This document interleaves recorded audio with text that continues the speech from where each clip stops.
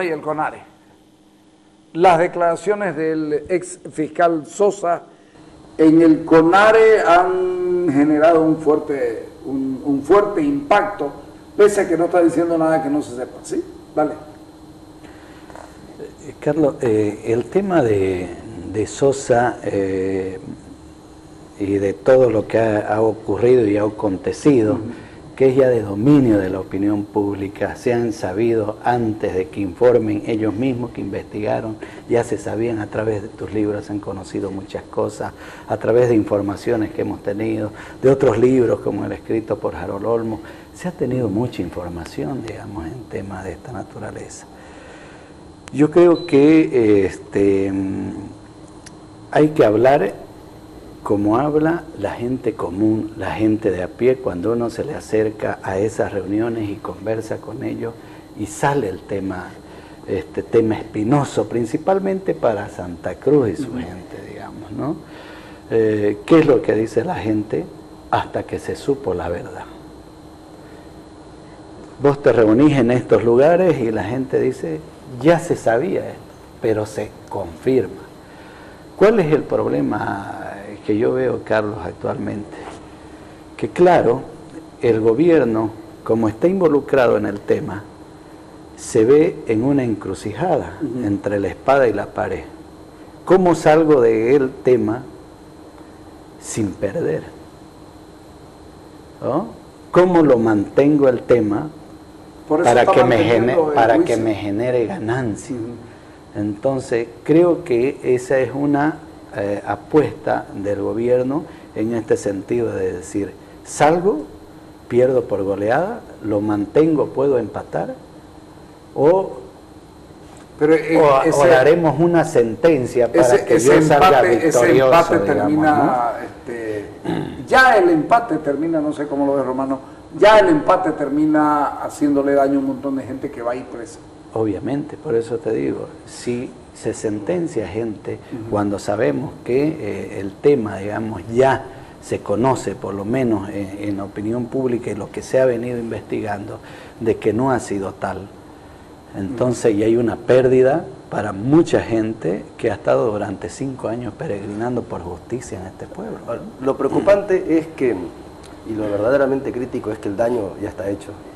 Hay personas que han fallecido dentro de este proceso, y en otros procesos paralelos también hay otras personas que han fallecido por la persecución política. Entonces vemos que este gobierno está ejerciendo su poder con puño de hierro. Hay vidas destruidas, personas que están más de 5 años en la cárcel, que se han divorciado, han perdido la proyección laboral, personal.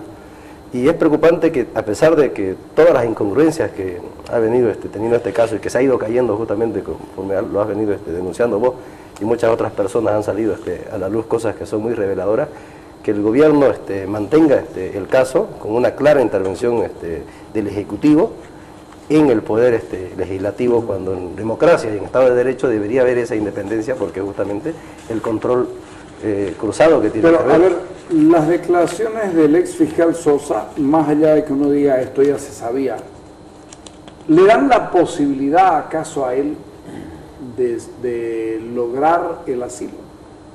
Porque lo que él está demostrando es que él coadyuvó a la violación de derechos humanos, y uno de los principios de por qué no te pueden dar el refugio es precisamente que no hayas coadyuvado a la violación de derechos humanos.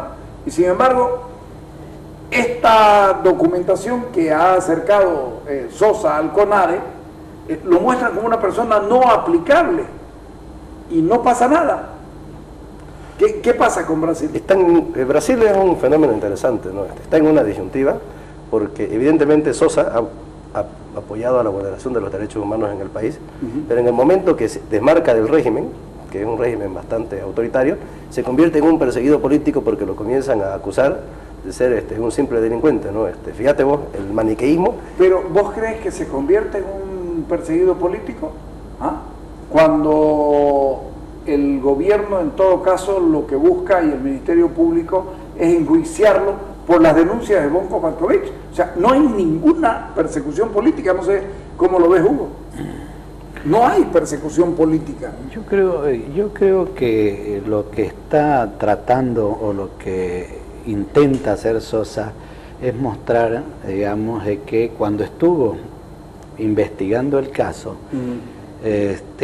no se le permitió, digamos, ¿no? O había mucha intervención de parte del gobierno. Entonces él quiere demostrar allá de que él se siente perseguido por pretender aplicar justicia, digamos, o por pretender investigar, cosa, digamos, que acá sabemos que no es cierto, digamos, que él fue parte también de toda esta maraña, digamos, de situaciones, pero él también intenta, el abogado quiere agarrarse de cualquier gajo, ¿no? Le agarra hasta de las espinas. Entonces él está en una encrucijada, no tiene regreso a Bolivia, creo que él no puede regresar a Bolivia, ¿no? Y está intentando quedarse en Brasil. Entonces también es una situación complicada, pero las demostraciones claras y creo que abren una nueva perspectiva, es que sí, digamos, hoy se conoce que él tuvo reuniones con el presidente de la República, ¿no? Tal como él lo señala, y no en una oportunidad, sino en varias oportunidades. Y creo que eso demuestra de que ha habido nomás, pues lo que se venía diciendo, injerencia, y existe nomás injerencia del gobierno en el Ministerio Público. Claro, y hay un ala de la investigación que no se ha tocado, que es el ala de Raúl García Linera y los otros. Se la han vetado, ¿no? Además, no han permitido que se le abra ningún tipo de investigación. Lo que me hablaba de Brasil era que se muestra pragmático porque está recibiendo permanentemente refugiados y perseguidos políticos bolivianos, pero a la vez también respalda la política de Morales, tiene pleno respaldo. Entonces es una actitud, parece un poco contradictoria, que solamente se puede explicar por un mero pragmatismo, ¿no? Porque hay una cierta afinidad ideológica entre los gobiernos de Rousseff, Lula en su momento, y Evo Morales, ¿no? Que son un tanto populistas, digamos. Entonces, de otra manera no se explica cómo es que hay algunos parlamentarios, ¿no? Que están colaborando con los perseguidos y refugiados políticos, pero el gobierno calla, no emite ningún criterio, ningún cuestionamiento. Pero el CONARE lo tiene ahí a Sosa, y curiosamente el CONARE reparte como papas fritas o como maní la declaración del fiscal Sosa, que debiera haber quedado en el CONARE y no haber sido hecho pública hasta que el CONARE defina si le da o no le da el estatus. Y resulta que yo la tengo salida del CONARE. El fenómeno es que hay una oposición a nivel parlamentaria que es crítica con el gobierno de Rousseff y con gobiernos como el caso de Bolivia o Ecuador, pero el Ejecutivo es condescendiente y respalda. Pero el CONARE es un organismo de refugiados. ¿Cómo entender que la declaración salte al CONARE y salga? ¿Qué pretende? Ninguno de los tres aquí somos especialistas en política internacional, somos más de análisis político, pero ¿qué pretende? ¿Por qué está saliendo esto? Esa filtración obviamente tiene que ser deliberada y busca de alguna u otra manera afectar el discurso, ¿no? O la imagen del presidente Morales, tanto ante la comunidad internacional y fundamentalmente aquí en el escenario local, digamos, de cara a las próximas elecciones, porque el Ejecutivo no es un órgano de poder que sea monolítico. Dentro de todo el poder ejecutivo hay grupos de poder internos que están pugnando por espacios de poder. Hemos visto fenómenos similares en el Ejecutivo a nivel nacional. Está el grupo de García Linera, está el grupo de Quintana, está el grupo de Morales, y es una especie de licuadora en la que permanentemente hay personas que son trituradas y que son apartadas. El caso más emblemático que se me viene a la mente es el de Félix Pazzi, si no me equivoco, el que iba a ser el gobernador, candidato a gobernador en la sede del departamento de La Paz, y un policía de bajo rango lo arresta, lo lleva por estar conduciendo bajo el efecto de bebidas alcohólicas, lo lleva arrestado, y bueno, el tipo, ni porque hizo no sé cuántos ladrillos, lo perdonaron. Cuando sabemos que ese policía, por haber le perdonado, digamos, la infracción al futuro gobernador, podía haberse beneficiado políticamente ya en la gestión de este señor. Y hemos visto las fotos que eventualmente se te han filtrado a vos cuando estaba todavía vivo, en paz descanse, nuestro amigo el Gordo Méndez, el ministro que aparece... El ministro del Agua. del agua, desnudos. Entonces son pugnas internas que se están dando por ocupar espacios de poder y por desvincular a otras personas que pueden ser un estorbo de los apetitos. Para vos todavía Quintana es rival de García Linera. ¿Todavía se atreve a pelearle, Hugo? Espacios de poder por lo menos están... mantiene, digamos, espacios de poder, pero creo que está muy debilitado, digamos, ¿no? Moralmente por todos los hechos que han ocurrido. Entonces, creo que cuando gente que del nivel medio en el movimiento al socialismo está viendo en estos momentos una gran oportunidad para subirse más arriba del carro. Entonces ahí ocurren todas estas denuncias, estas filtraciones de hechos de corrupción contra uno, contra otro, que salen a la luz pública. Pero esto está siendo publicado en Brasil, no aquí. Ahí está la diferencia. Claro, tienen ellos también sus pugnas internas, ¿no? El fenómeno, por ejemplo... Pero es el CONARE, parece que no estamos entendiendo. Es el CONARE, el Consejo Nacional de Refugiados, que no depende del Poder Ejecutivo. No depende del Poder Ejecutivo ni del Poder Legislativo. Tiene relación con... legislativo. Con las políticas exteriores de Brasil, y todos sabemos, Itamaraty no se toca, sea quien fuere. Algo raro está pasando. ¿Por qué se sabe? ¿Por qué se conoce? Que aquí las usen o no las usen ya no tiene nada que ver, pero el tema es que está pasando algo muy raro para que de Brasil esté saliendo eso. Siempre Doña Dilma, retaliaciones contra don Evo por el maltrato cuando estaba en Petrobras, por esas cosas. ¿Qué es lo que pasa? Eso es lo que uno no puede entender. Sosa habla, casi todos los días sale algo de Sosa sin que ya él pueda hacer ni siquiera algo para controlarlo. Lo que está saliendo de Sosa, una lectura, yo lo leí esta mañana, lo de Sosa ya a detalle, y me parece que en esa declaración del CONARE el tipo se ha puesto la soga al cuello como para que no le den la visa de permanencia en Brasil. Son filtraciones que se dan, porque siempre hay voces críticas que pueden ser inclusive individuales. Veamos el caso de Edward Snowden. El tipo agarra, se va solo, escapa, se lleva una serie de documentos y desnuda, ¿no?, el sistema de espionaje masivo de Estados Unidos. Y todos los gobiernos del mundo salen a criticar algo que todos practican en los hechos. Fijémonos el caso del señor Peñaranda, Bolivia, con los precarios de nuestro sistema de espionaje. Cuando Peñaranda va a presentar su libro Control Remoto, sale la ministra Dávila, si no me equivoco, y da una descripción biográfica de Peñaranda y muestra un pasaporte que no sé de dónde lo hicieron aparecer, y nos está demostrando tácitamente que hay un espionaje selectivo a diferentes actores de la oposición. ¿Con qué derecho, con qué autoridad el Estado nos puede estar espiando? Entonces, el espionaje lo practican todos los países, y bueno, nosotros no tenemos todavía un Edward Snowden en Bolivia que salga y demuestre, digamos, cómo funciona nuestra maquinaria de secretos. Pero evidentemente ellos están trabajando de manera permanente. Snowden acaba de pedir asilo en Brasil. Lo han solicitado también en Ecuador, en varios países, pero... Sí, pero en Ecuador parece que no prosperó. Acaba de pedirlo de manera oficial en Brasil. Ecuador es muy raro. Ecuador patea con la izquierda, pero todo lo demás lo hace con la derecha. ¿Ah? ¿O no? Así es. ¿Ah? Y es mucho más autoritario que el presidente Morales, pero ahí pesa, desde mi perspectiva, la formación académica que tiene es mucho más estadista también. La de Harvard, ¿no? Hasta donde yo sé, estudió filosofía en la Universidad Complutense, ciencia política a nivel de doctorado en la Universidad Complutense de Madrid. Pero tiene algún estudio en Harvard. Bastante, o sea, es bien capo, bien formado, ha puesto orden en su país, ¿no? Sí. Bueno, la economía se maneja en base a la economía norteamericana. Si se cae el dólar, se cae la economía ecuatoriana, porque la moneda en Ecuador es el dólar, ¿no? Sí.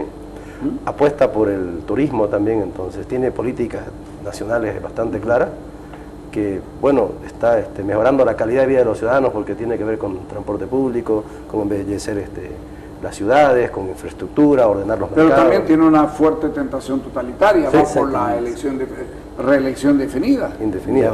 Bueno, es mucho más autoritario, o por lo menos hasta ahora se ha mostrado mucho más autoritario, que el presidente Morales, y lo que podemos destacar de él es que es mucho más estadista, ha puesto más orden, ¿no? Pero eso no justifica que el tipo se quiera perpetuar eternamente en el poder, porque cuando hablamos de democracia no hablamos solamente de ir y emitir un voto y elegir autoridades. La democracia tiene una serie de requisitos, y uno de estos requisitos es la alternancia en el poder. Esto es un mecanismo que se establece dentro de esa ingeniería democrática justamente para evitar que estos grupos de poder que están en el entorno presidencial se perpetúen y se fortalezcan, porque sabemos que en todos los estados hay corrupción. Entonces estos grupos de poder cada vez se fortalecen más económicamente, más políticamente, y cada vez más difícil sacarlos. ¿Cada cuánto tiempo, yo cuando escucho hablar de la alternancia en el poder, me acuerdo de los buenos años de la democracia española? Partido Socialista Obrero Español, 11 años en el gobierno, creo. El Partido Popular con Aznar, 12 años en el gobierno. Estamos hablando de periodos larguísimos, pero además con un altísimo número de votos de aprobación.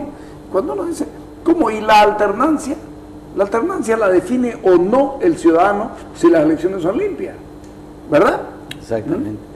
Porque yo recuerdo la famosa frase cuando pierde Felipe González la elección con Aznar, que la pierde por nada, y le preguntan, ¿qué le faltó, presidente? ¿Una semana más de campaña o un debate? Y yo era presidente de nuevo. Después de 11 o 12 años, el hombre era aceptado todavía porque el gobierno del Partido Socialista Obrero Español estuvo bien. Es más, estuvo bien el primer gobierno de Rodríguez Zapatero, fue un muy buen gobierno en España, y el segundo comienza con la crisis de Estados Unidos, la crisis europea, no lo ha parado hasta ahora, con alguien que parecía ser un buen líder de oposición, el actual presidente del gobierno español, Rajoy, y miren cómo está terminando. Como te decía, lo preocupante no es la legitimidad del presidente, sino los grupos de poder que están en el entorno presidencial que se van a beneficiar de tal o cual gobierno.